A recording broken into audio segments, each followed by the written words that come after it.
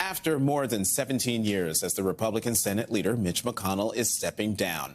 Love him or hate him, there's no denying the impact of the longest-serving Senate leader of either party in history.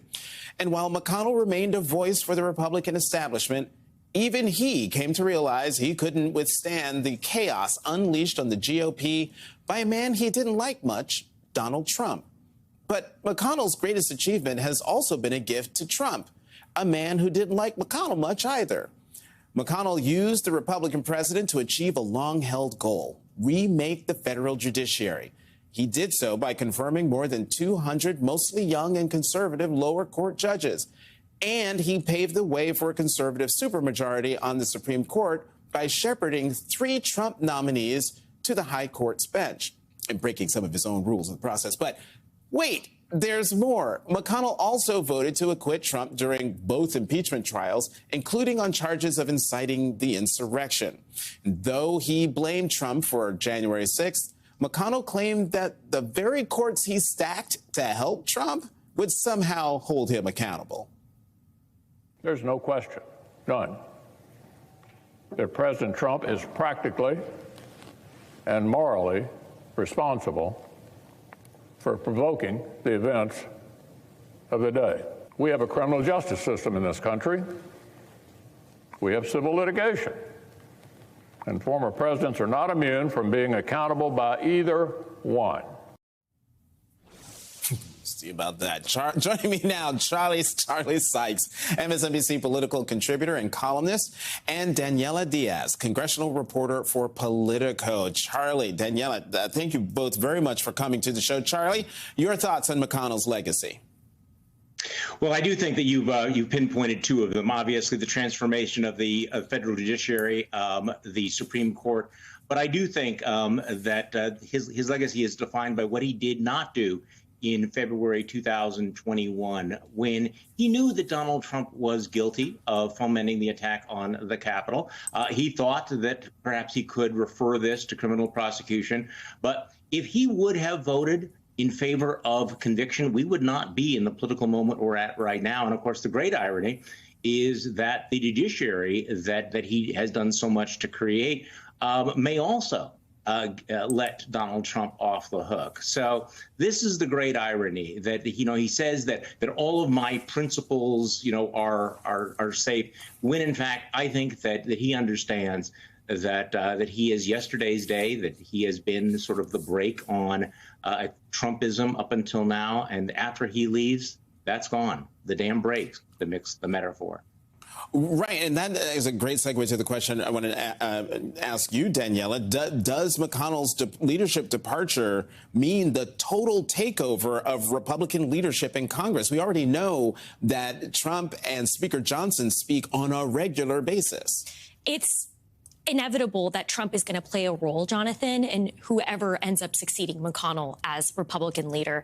And remember, there's a huge chance that Republicans could take back the majority in the Senate after November. So the next person could potentially be the Senate majority leader, not minority leader, which is what McConnell is now. But it's interesting. We know what Trump is already pushing one person to run to succeed him, Steve Daines, the NRSC chair. And Steve Daines has not decided, and he believes that it really depends on whether they can take back the majority in the Senate after November. And then also remember, there's people that are not in the Senate right now that could potentially have a say in whoever is the Republican leader.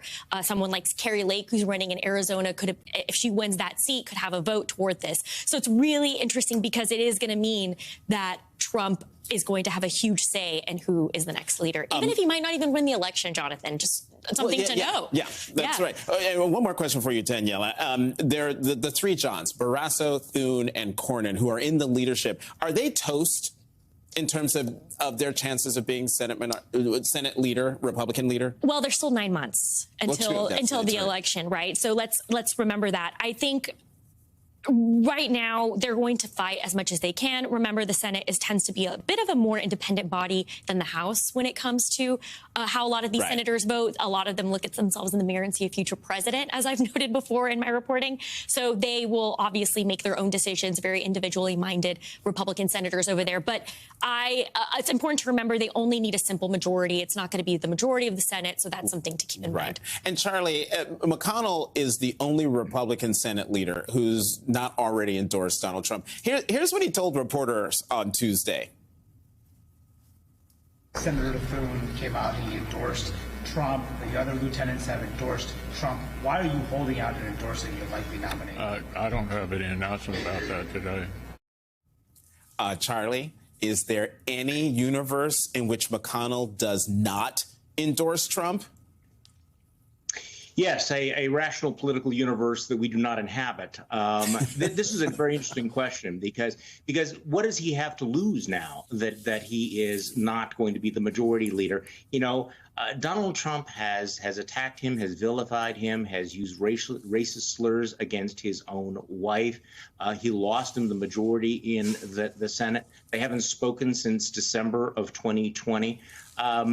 You know, I think probably McConnell understands as well as anybody in Congress what a Trump presidency would be. But to your question, I think he's likely to fall into line because everybody is falling into line. The arc of the Republican Party is bending toward complete capitulation once again to Donald Trump.